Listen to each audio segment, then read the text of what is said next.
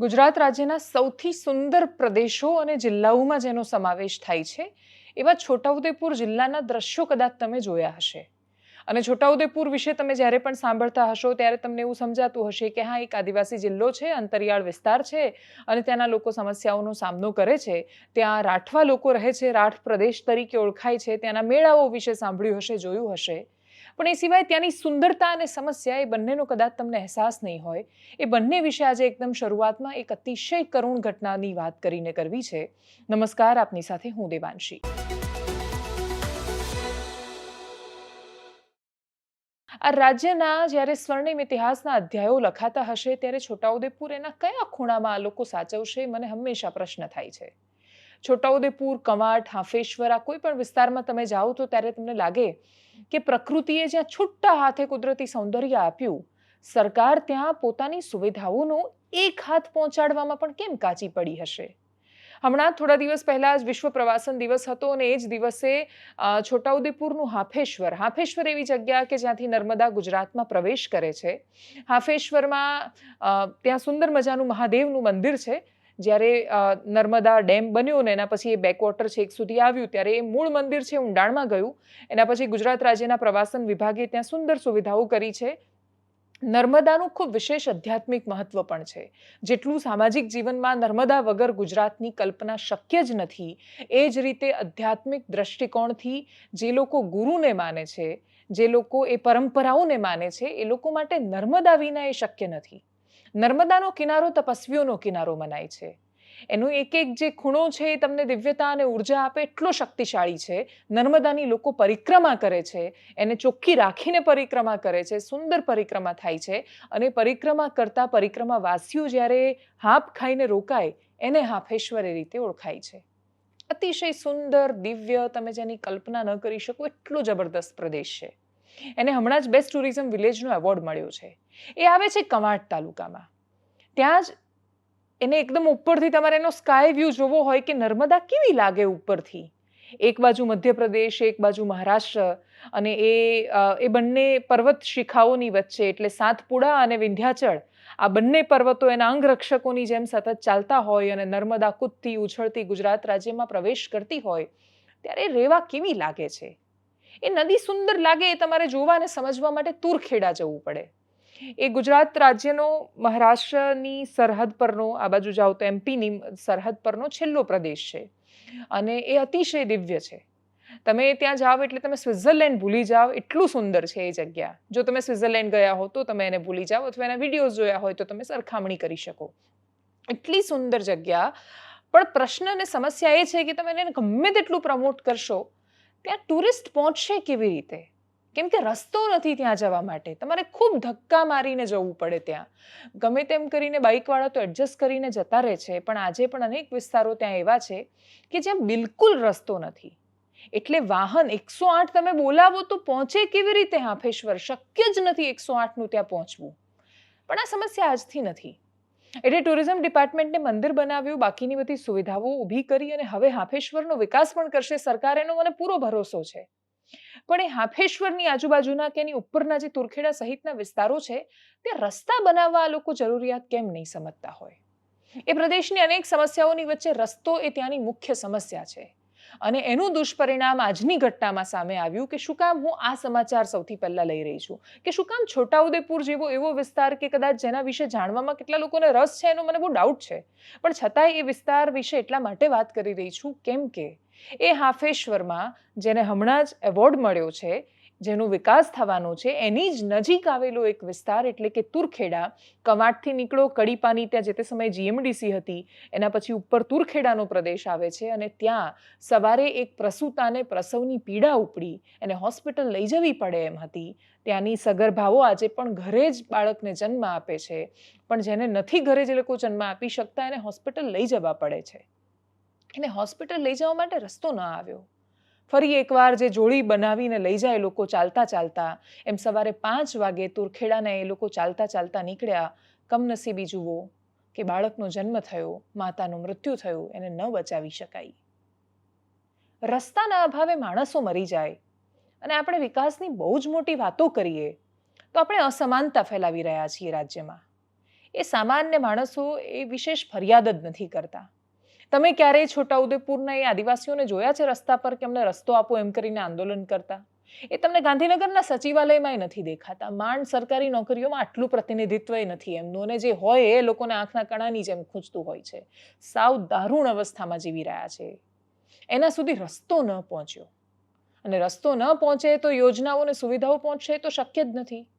આ સમાચાર ચલાવવાનો ઉદ્દેશ્ય સૌથી મહત્વનો એ છે કે એ પ્રસૂતાનો જીવ હવે એ માં પાછી નથી મળવાની. એ બાળકીને, એ બાળકી મોટી થશે ને 10 વર્ષ પછી કે 15 વર્ષ જ્યારે પણ એને સમજણ આવશે ને પૂછશે કોઈને કે મારી માં કેવી રીતે મરી ગઈ, તો એને આપણે કહીશું તો કુદરતી મૃત્યુ જ, કે તને જન્મ આપતી વખતે મરી ગઈ. પણ એને જન્મ આપતી વખતે નથી મરી ગઈ, રસ્તો નથી પહોંચ્યો એટલે મરી ગઈ છે. જેને આપણે આ રાજ્યના, દેશના અનેક અસંખ્ય મૃત્યુને જેને આપણે કુદરતી મૃત્યુ કહીએ છીએ, એ કુદરતી નથી હોતા. એટલા માટે કેમ કે સરકાર જ્યારે એ ગ્રાન્ટની વહેંચણી કરે છે, આપણા ખિસ્સામાંથી પૈસા જાય છે.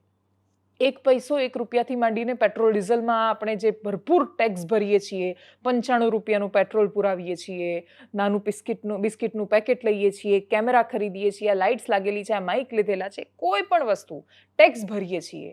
અને ટેક્સ ભર્યા પછી ખરીદેલી વસ્તુમાંથી કરેલું કોઈ પ્રોડક્શનને એમાંથી કમાયેલા પૈસાને એમાંય ટેક્સ આપીએ છીએ.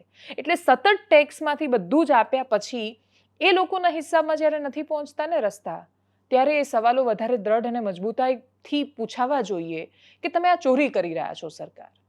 આ એવી ચોરી છે કે જે તમને આજે અહેસાસ થાય કે ન થાય, સમય અને કુદરત માફ નહીં કરે. ન્યાય, આપણે જે બનાવેલો ન્યાય છે, કાયદાની વ્યવસ્થામાં આવા અપરાધો માટે કોઈ સજાની જોગવાઈ નથી. આ કેસને તમે ન્યાયાલયમાં લઈને જશો તો જજ એવું કહેશે કે નહીં, અપરાધિક છે, અધિકારીઓને પકડો, આને પકડો, આને પકડો. પણ એ જ્યારે કુદરતી ન્યાય થશે ત્યારે કદાચ તમારી સામે આવશે એ ઘટનાઓ. તમને અંદરથી ખબર પડશે કે તમે કરેલા આ બધા અપરાધોની તમને સજા મળી રહી છે, પણ તમે એ વખતે બોલવાને લાયક અથવા એ વાળા રહ્યા નહીં હોય. એટલે આ અતિશય પીડાદાયક ઘટના છે કે કોઈ સગર્ભા છે એ રસ્તાના અભાવે એને જોડી કરીને લઈ જવી પડે ને પછી એનો જીવ જાય. એવા દ્રશ્યો દરરોજ સામે આવતા હોય ને તમારી આંખો ન ખુલે. કયા વિસ્તારો એવા નથી અંબાજીથી ઉમરગામના કે જ્યાંથી આ દ્રશ્યો સામે નથી આવ્યા? અને છતાંય તમે જો એ રસ્તા પહોંચાડવા પ્રાથમિકતા નથી સમજી રહ્યા તો કરીશું શું? અહીંયા એક બ્રિજમાં 50-50 કરોડ રૂપિયા ખવાઈ જાય છે. જેટલા બ્રિજ તૂટે છે ને એને રિપેર કરવામાં પૈસા જાય છે, એનાથી અડધામાં તો તે રસ્તા બની જવાના છે. 11 કરોડ રૂપિયાની માત્ર જોગવાઈ કરવાનો સવાલ હતો, એ નથી થઈ શકીને રસ્તા નથી બન્યા. અને આટલા વર્ષો પછી નથી બન્યા, આટલા પ્રશ્નો પછી નથી બન્યા. અને એ પ્રશ્નો પછી ન બનેલા રસ્તાનું કરુણ પરિણામ એ છે કે એક વ્યક્તિનું આજે મૃત્યુ થયું છે, એ માનું મૃત્યુ થયું છે. એ છોકરી મોટી થશે ત્યારે એને કદાચ આ વિડીયો બતાવીને સમજાવવું પડશે કે તારી માનું મૃત્યુ તને જન્મ આપતી વખતે અથવા તારા લીધે કે એના કારણે નથી થયું. એ કુદરતી તો બિલકુલ નહોતું. સ્વાભાવિક હતું કે સવાલ પૂછાય ત્યારે બહુ જ સ્વાભાવિક રીતે અધિકારીઓ પણ જવાબ આપે. એ પોતાની મર્યાદામાં અથવા મજબૂરીમાં જે રીતે આપી શકે એ રીતે એમણે જવાબ આપ્યો છે. અને એમને પણ તો ખબર છે કે એ રસ્તો નથી બનેલો. એ લોકોએ પણ કદાચ કોઈ પ્રયત્ન કર્યો હશે. એ પ્રયત્નોમાં ક્યાંક કમી રહી જાય છે, એ સંવેદનામાં ક્યાંક કમી રહી જાય છે કે આ માણસો આપણા લિસ્ટમાં ક્યાંય કન્સિડર જ નથી થતા. સાંભળીએ એ જવાબને. અમને જે સમાચાર મળ્યા છે એનો પ્રાથમિક જે રિપોર્ટ છે એ મુજબ કુરખેડા ગામના બસ્કરિયા ફળિયામાં રહેતી મહિલાને પ્રસૂતિની પીડા ઉપડતા તેઓને લઈ જતા રસ્તામાં તેઓનું અવસાન થયેલ છે. કુરખેડા છે એ ડુંગર વિસ્તારમાં આવેલું નદી કિનારેની જગ્યા છે અને ત્યાં રસ્તાના થોડા પ્રશ્નો છે, પરંતુ ત્યાં 7 કિલોમીટરના રસ્તા 11 કરોડના ખર્ચે બનાવવા માટેની દરખાસ્ત કરવામાં આવે છે અને સરકારશ્રી તરફથી ત્યાં રસ્તો જલ્દી બને તે માટેની કાર્યવાહી થઈ રહી છે. ગજબ વાત એ છે કે જેને આખું રાજ્ય એવું કહે છે કે અંતરિયાળ અને આદિવાસી પ્રદેશ, એને જ્યારે કાગળ પર આદિવાસી સાબિત કરવાનું થાય છે ત્યારે ખાસ્સા વર્ષો જૂની મહેસૂલી સમસ્યાઓના કારણે અટવાઈ જાય છે. એટલે એ જ્યારે રાઠવા જાતિના ઇતિહાસ વિશે ત્યાંના જ માણસો લઈને આવ્યા હતા. મહેસૂલી સમસ્યાઓના કારણે કોને શેમાં કન્સિડર કરવા એની ક્લેરિટી જ નથી સરકાર પાસે. કોઈ જ નીતિ નિયમ નથી. એટલે માંડ ભણીને બહાર નીકળેલો છોકરો એટલે એ સમાજમાં કોઈ IAS જ નથી બની શક્યો આજ દિન સુધી. જે પેલા આરોપને દાવા લાગતા હોય છે ને કે બધા સરકારી નોકરી આમ ખાઈ ગયા ને આમ ખાઈ ગયા. એસટીની અંદર within ST, within SC, within OBC, એની અંદર પણ કેટલી બધી સમસ્યાઓ છે એના વિશે ક્યાં કોઈ વાત થાય છે. એટલે એ લોકો માંડ મહેનત કરીને બહાર નીકળીને ભણીને સરકારી નોકરી પાસ કરી દે તો એ જ્યારે એમનું સર્ટિફિકેટ ચકાસણી માટે જાય ત્યારે ખબર નથી હોતી કે એ પાસ થશે કે નહીં, સર્ટિફિકેટની ખરાઈ થશે કે કેમ. એટલે તમે જેને ઓળખો છો આદિવાસી જિલ્લા તરીકે, એ આદિવાસી જિલ્લામાંથી અનેક માણસો એવા છે કે જેને સરકારી કાગળ પર આદિવાસી માનવામાં નથી આવ્યા. તો એ કાગળ પર આદિવાસી નથી, શું એ આખો જિલ્લો આદિવાસી નથી અને આદિવાસી જિલ્લો નથી તો રિઝર્વ બેઠકો શું કામ છે? એટલી બધી ગડમથલો અને સમસ્યાઓથી ત્યાંના માણસો પીડાઈ રહ્યા છે, એક આખો જિલ્લો દોજખમાં છે. એના પર નજર કરીને આ બધી સમસ્યાઓનું સમાધાન આવે એવી અપેક્ષા રહેશે. રાજ્યના બીજા અને સૌથી મહત્વના સમાચાર સ્ત્રી ઉત્પીડનને લઈને કરવા છે. ભાવનગર અને બાકીની અલગ અલગ જગ્યાએ સ્પોર્ટ્સ ડિપાર્ટમેન્ટમાં, રમતગમતમાં એના આધાર પર, એટલે આપણે ત્યાં ઘણા બધા કોચ છે એની નિમણૂક કરવામાં આવે, એ લોકો નોકરી કરે અને એમના હેડ કોચ એમની જ્યારે જાતીય સતામણી કરે કે બાકીની સમસ્યાઓ આવે તો એ લોકો ક્યાં જાય? એ લોકો સતત ફરિયાદ કરી રહ્યા છે અને એ ફરિયાદ પછી એ કોચની સામે કોઈ જ પગલાં લેવામાં ન આવ્યા. એટલે ભાવનગરમાં કામ કરતી એક મહિલા અને એ સિવાય બાકીની મહિલાઓ કે જેમને એમના હેડ કોચનો ખરાબ અનુભવ થયો, એ વોટ્સએપ પર મેસેજ કરે એ હેડ કોચ માટે એવું કહેવામાં આવ્યું, એટલે જે લોકોએ ફરિયાદો કરી એમણે કહ્યું કે તમે એમને જુઓ તો તમને ખબર પડે, મોટી ફાંદવાળો માણસ જે પોતે ચાલી ન શકતો હોય, જે પોતે શારીરિક રીતે સક્ષમ નથી, એ કેવી રીતે સ્પોર્ટ્સ ભણાવશે? પણ હવે ગુજરાતમાં સ્પોર્ટ્સ માટેના ગજબ વાતો છે. સ્પોર્ટ્સમાં કામ કરતા કે નોકરી કરતા માણસોને ગ્રાઉન્ડ પર નહીં, ઓફિસમાં રહીને કામ કરવાનું વધારે આવે છે. અને ઓફિસમાં રહીને જ્યારે આ લોકો કામ કરતા થઈ જાય ત્યારે આપણું સ્પોર્ટ્સનું ભવિષ્ય શું? એટલે આપણી પાસે ખૂબ વધારે બજેટ આવે છે. ગુજરાત યુપીને હાઈએસ્ટ બજેટ ફાળવવામાં આવે છે સ્પોર્ટ્સમાં, પણ છતાંય આપણે મેડલ કેમ નથી લાવી શકતા? શું આપણા છોકરાઓ સક્ષમ નથી? શું આપણા બાળકોની અંદર રમતગમત પ્રત્યેનો અભિગમ નથી? તો એ થોડી ઘણી કચાશ હોઈ શકે બીજા રાજ્યોની સરખામણીએ, કે આપણે ત્યાં ચલો હરિયાણા જેવો માહોલ નથી, રેસલિંગ માટે ત્યાં જેમ છે, અથવા ફૂટબોલ માટે જેમ પશ્ચિમ બંગાળમાં છે એમ. પણ એનું મૂળ વાત એ છે કે એના એજ્યુકેશનમાં એ બાળક ભણવા જાય છે તે માંડીને મોટું થાય છે ત્યાં સુધી સમસ્યાઓ છે. એ હેડ કોચ સામે જ્યારે ફરિયાદો થઈ અને એક માત્ર છોકરી નહીં, અનેક છોકરીઓએ એકની એક વ્યક્તિ સામે ફરિયાદ કરી કે અમારે જ્યારે ટ્રેનિંગમાં કે બાકીની કોઈ જગ્યાએ એ વ્યક્તિ સાથે સંસર્ગ થયો, મુલાકાત થઈ, ત્યારે એ વ્યક્તિ સૌથી પહેલાં વોટ્સએપ ચેટ પર હેરાન કરવાના શરૂઆત કર્યા. એના પછી એ ફોન પર વાત કરે, તમને ગમે ત્યારે તેડું મોકલે કે સાહેબ તમને રૂમમાં બોલાવે છે, રૂમમાં જાઓ, ત્યારે અભદ્ર વાતો કરવા માંડે. એ શરૂઆત એવું છોકરી સાથે વાત કરવાથી કરે કે આ શૂઝ તારા જૂના થઈ ગયા છે, લે આ તારા માટે હું આ શૂઝ લાવ્યો છું, કયો નંબર છે, લે હમણાં જ ટ્રાય કર, લે આ શૂઝ મારા તરફથી ગિફ્ટ. છોકરી ના પાડે કે નહીં સાહેબ મારે નથી જરૂર, તો એને હેરાન કરવાની શરૂઆત કરે. જે લોકો કહે છે ને કે છોકરીઓ પ્રતિકાર નથી કરતી, એ પ્રતિકાર કરતી છોકરીઓ કઈ હાલતમાં છે એમને જઈને પૂછો. કઈ જગ્યાએ સ્ત્રીને ખરાબ રીતે જોઈને એના પર એ ચાન્સ મારવાની કોશિશ નથી થતી કે નહીં ચાન્સ મારી જોઈએ. અડધી ઉંમરે પહોંચેલા 50 વર્ષના થયેલા આધેડો પણ આ વૃત્તિમાંથી બહાર નથી આવતા. એ કિસ્સામાં વારંવાર અનેક જગ્યાએ રજૂઆત થઈ, એટલે સ્પોર્ટ્સ મિનિસ્ટરથી માંડીને, એના ડિપાર્ટમેન્ટથી માંડીને, સચિવથી માંડીને, સ્પોર્ટ્સ યુનિવર્સિટી, બધી જગ્યાએ જ્યાં થઈ શકે ત્યાં રજૂઆતો પછી પણ કોઈ નિરાકરણ એમાં નથી આવ્યું. પણ આ ઘટના માત્ર આટલી નથી. આજે સવારે 9 વાગ્યાની આસપાસ જ મને સુરતમાં માંડવી પાસેની એક આશ્રમ શાળામાંથી એક છોકરીનો ફોન આવ્યો. 7મા ધોરણમાં ભણતી એ છોકરી. હું એ છોકરીનો સંવાદ, એના વિશેની વાતો કશું જ તમને નથી કહેવાની, ના આશ્રમ શાળાનું નામ કહેવાની છું, કેમ કે એના માટે એની કાર્યવાહીઓ કરાવવા માટે જે કરવું જોઈએ, જેના સુધી એ વાત પહોંચાડવી જોઈએ, એ વાત અમે પહોંચાડી દીધી છે. એ વાત પહોંચાડ્યા પછી જો કાર્યવાહી નથી થતી તો હું ડેફિનેટલી એ લોકો સાથેનો સંવાદ છે તમારી સાથે શેર કરીશ. પણ એ 7મા ધોરણમાં ભણતી છોકરી મને કહે છે સવારે ફોન કરીને, લગભગ 9 વાગ્યાની આસપાસ મને એનો ફોન આવ્યો કે મારા આચાર્ય મને રૂમમાં બોલાવે છે અને એકલી હોઉં ત્યારે મને લિપ કિસ કરે છે, મને ગરદન પર કિસ કરે છે, મને પગ પર કિસ કરે છે, મને કમરથી પકડે છે, મને પાડી દે છે અને મને હેરાન કરે છે. એ છોકરી જ્યારે આ બધું વર્ણન કરી રહી હતી ત્યારે એનો અવાજ ધ્રુજી રહ્યો હતો. મેં એવું પૂછ્યું કે તું ના નથી પાડતી એમને, તું એમને રોકતી નથી? તો એણે કહ્યું કે મને એનાથી બહુ ડર લાગે છે. મેં કહ્યું તે ઘરે કહ્યું? તો એ 7મા ધોરણની આશ્રમ શાળામાં ભણતી છોકરીનો જવાબ એ હતો કે હું ઘરે કહીશ તો મને ભણવા નહીં દે, લઈ જશે ત્યાંથી. એની કેવી મજબૂરી! એ 7મા ધોરણમાં ભણતી છોકરી પોતાના આચાર્યની આ કરતૂત. મેં પૂછ્યું તો અત્યારે ક્યાંથી નંબર ક્યાંથી લાવી અને કેવી રીતે વાત કરી રહી છે? તો કોઈ હતું કે ત્યાં એની મદદ કરી રહ્યું હતું. ગમે તેમ કરીને એમણે નંબર મેળવ્યો અને એમણે કહ્યું કે તમે દાહોદના કેસમાં જે રીતે બોલ્યા એ જોતા અમને એવું ભરોસો હતો કે તમારી ચેનલ છે, અમારા વિશે વાત કરશે ને આ મને આનાથી બચાવશે. એને બચાવવાની જે પ્રક્રિયા છે એ બહુ જ અઘરી અને જટિલ છે. આ બચાવવાની પ્રક્રિયામાં સૌથી મોટી વાત એ આવે છે કે જ્યારે એ સ્કૂલમાં કોઈ તપાસ કરવા માટે જાય છે ત્યારે એ છોકરીની આઈડેન્ટિટી રિવીલ થાય છે, એની ઓળખ પ્રસ્થાપિત થાય છે. આજુબાજુવાળા મોટા ભાગના લોકોને ખબર હોય છે, ભલે 7મા ધોરણમાં ભણે છે છોકરીઓ, કે આની સાથે ખોટું થઈ રહ્યું છે, પણ કોઈ બોલવા તૈયાર નથી થતું. બધાને ડર લાગે છે. અને એ ડર એ આચાર્ય માત્રનો નથી હોતો. એ ડર ઘણીવાર પોતાના ઘરનાનો છે. એ ડર પોતાની આસપાસના માણસોનો લાગે છે કે આવા સમયે એની પડખે ઊભા રહીને પેલા નરાધમને સજા અપાવવાની જગ્યાએ તમે એનું ભણતર રોકી દેશો.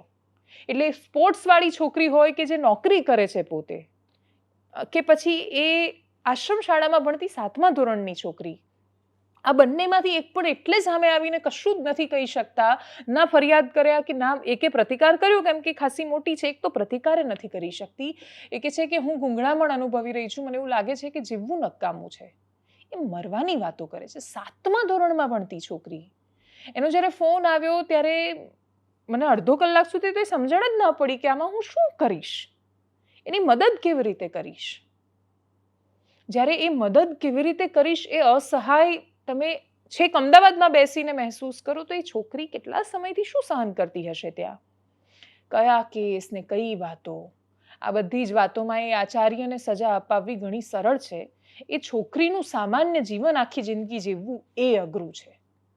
અને એટલે જ આ જ બધી ઘટનાઓમાં જો આપણે એ દ્રષ્ટિકોણમાં બદલાવ નહીં લાવી શકીએ તો ખૂબ ગંભીર વાતો રહેશે. આ વિષય પર જો આગળ કોઈ કાર્યવાહી નથી થતી, ધ્યાન દોર્યા પછી પણ, જણાવ્યા પછી પણ, તો મજબૂરીમાં એ વ્યક્તિને સજા અપાવવા માટે એ શાળામાં જઈને વાતચીત અમારે કરવી પડશે. અને એ શાળામાં જઈને વાત જ્યારે અમે કરીશું ત્યારે 7મા ધોરણની છોકરી છે એની વાત પર ભરોસો કરીને કેવી કાર્યવાહીઓ કરવામાં આવે છે અને એના મા બાપનો સહકાર કેવો મળે છે એ બહુ મહત્વનો રહેશે. કેમ કે છોકરીઓ સૌથી વધારે કોનાથી ડરે છે તો પોતાના મા બાપ અને પોતાના સમાજથી ડરે છે. સાચું કહેતા, પ્રતિકાર નથી કરી શકતી, ખુલીને સામે નથી આવી શકતી, મારી સાથે ખોટું થઈ રહ્યું છે ને મને બચાવો એવી બૂમ નથી પાડી શકતી. જ્યાં સુધી આપણે સમાજના એ વાતાવરણમાં બદલાવ નહીં લાવીએ ત્યાં સુધી બાકીની કોઈ જ વાતોનો કોઈ મતલબ નથી. રાજ્યના અનેક સમાચારો છે, ઘણી બધી જગ્યાએ કાયદો અને વ્યવસ્થાની દ્રષ્ટિએ ખૂબ સારા પગલાં લેવામાં આવી રહ્યા છે. અમદાવાદનું જ એક ઉદાહરણ છે. અમદાવાદમાં આગલી રાત્રે, મોડી રાત્રે તલવાર સાથે નીકળી પડ્યા હતા ચાણક્યપુરી વિસ્તારમાં, જે અમદાવાદમાં મુખ્યમંત્રીનો ઘાટલોડિયા વિધાનસભામાં આવતો વિસ્તાર છે. એક ફ્લેટ હતો, એ શિવ માર્કેટમાં એક ફ્લેટમાં દારૂની પેટીઓને બધું ભરી રાખેલું હતું અને છોકરાઓ આવ્યા. સોસાયટીના ચેરમેનને શંકાસ્પદ લાગ્યું તો એમને ઊભા રાખ્યા પછી એમણે બેફામ બેખોફ ખરાબ રીતે વર્તન કર્યું અને એના પછી ટોળું લઈને આવ્યા, તલવારોને લઈને બધું ધસી આવ્યા. એ ધસી આવ્યા પછી પોલીસે એમને જબરદસ્ત પાઠ શીખવાડ્યો છે. અમદાવાદ પોલીસે સંદેશ આપ્યો અને અમદાવાદ પોલીસ જ્યારે આ સંદેશ આપી રહી હતી અને એ લોકોને રિકન્સ્ટ્રક્શન માટે ફરી એકવાર પેલા લંગડાતા પગે લથડિયા ખાતા જ્યારે પહોંચ્યા ત્યાં, ત્યારે લોકોએ ગુજરાત પોલીસ જિંદાબાદના નારા લગાવ્યા. એ દ્રશ્ય ખૂબ સરસ હતું. એ વાત પ્રસ્થાપિત થઈ કે અને ગૃહમંત્રીએ પણ ટ્વિટર પર લખ્યું કે ગુજરાત છે, જો કાયદામાં રહેશો તો ફાયદામાં રહેશો. સૌથી મહત્વની વાત એ છે કે હવે આ લોકોને સજા કેટલી થાય છે એ સજાના દાખલા બેસાડીને, કેમ કે જ્યારે એક કશુંક થાય ને એના પર જ્યારે પોલીસ એક્શન લે છે ત્યારે પોલીસની વાહવાહી બહુ થાય છે, પણ જે પેલો માહોલ બને છે ડરનો એ જો સતત ફેલાતો રહે, એટલે ગુનો થતો રહે ને તમે એ ગુનાને ડામવા માટે ચોક્કસ પ્રકારના વિડીયો સામે આવતા રહે તો એમાં કોઈનું કલ્યાણ નથી. અપેક્ષા રાખીએ કે યુવાનોમાં એ ખાસ વાતનો બદલાવ આવે કે હાથમાં તલવારો લઈને નીકળી જવી અને પછી પેલી ગુંડાગર્દી કરવી એ બધું મૂવીમાં, ફિલ્મોમાં ગ્લોરીફાય થાય અને એમ તમે ભાઈને ડોન બની જાઓ. રિયલ લાઈફમાં તો પોલીસના દંડા પડતા હોય છે અને રિયલ લાઈફમાં કાયદો જ હીરો છે, રિયલ લાઈફમાં પોલીસ જ હીરો છે. અને રિયલ લાઈફમાં શું થાય છે અને કેવી રીલો બને છે પછી જુઓ તમે એ વિડીયોઝને.